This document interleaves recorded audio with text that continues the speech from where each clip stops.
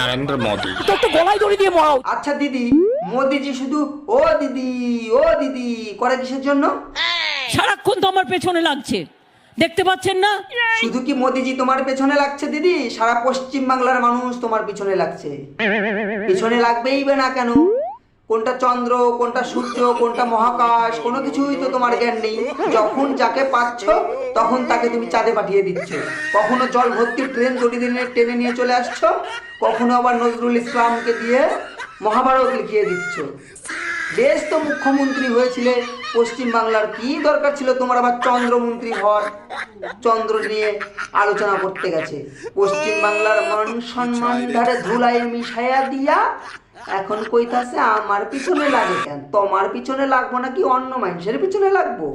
আমি হাত জোর করে ক্ষমা চাইছি এর জন্য। মোদি